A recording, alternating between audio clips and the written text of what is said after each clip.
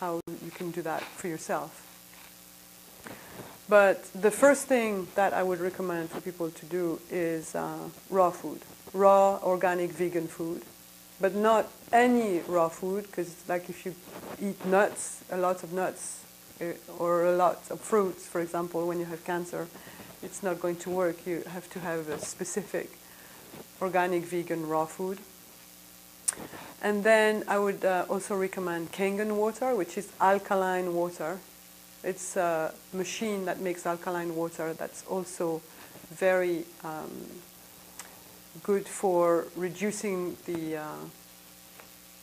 free radical in the body, oxidation reduction potential, ORP, that's what it's called.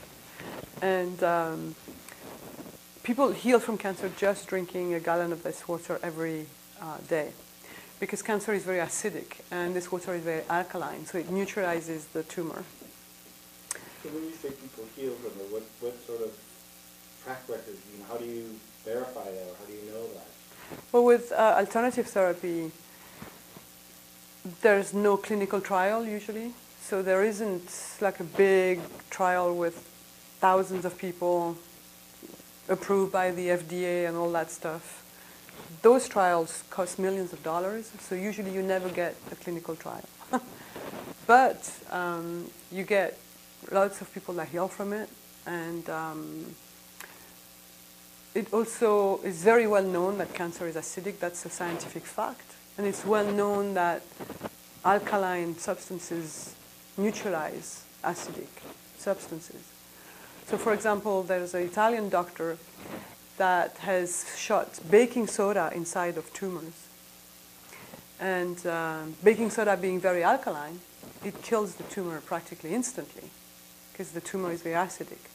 So raw food is very alkaline, and it also neutralizes the cancer that's very acidic.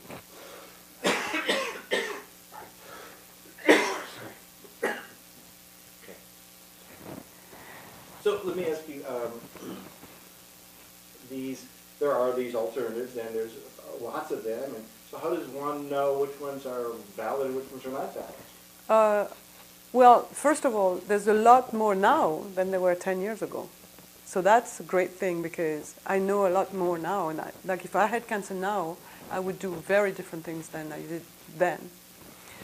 And with those therapy, not only are they safe and there's no side effect, but they're usually pretty cheap. So it doesn't really cost anything. You know, it's not like a big deal for you to try it. You can try it for like a month or two and see if it works. But you delayed a year and had some fairly major consequences. Well, yeah, but I didn't know about the therapy that I know about now. What do you say to people who say, if I delay too long, then I might die? Well, so these things, you can do if you have time. Like if you have a few months, If you're going to die like next week, I don't know if any of those things can help you. But if you have a few months, if it's slow growing, usually cancers are slow growing, especially like prostate cancer is very slow growing. My type of cancer, cervical cancer, would have taken 10 years to grow that size normally. So usually people have time. And with my healing system, you need just a few months, maybe 6 months, maybe a year, but usually in 6 months, you can start seeing significant shrinkage of the tumor. So you wouldn't recommend it for everybody then, just for people with slow-growing cancers? Well, I'd say most people, because it's rare when people, have only a week to live. Usually the doctor says, oh, you have to take care of it right now. But people never do research to see if it's true or not. They don't know the growth rate.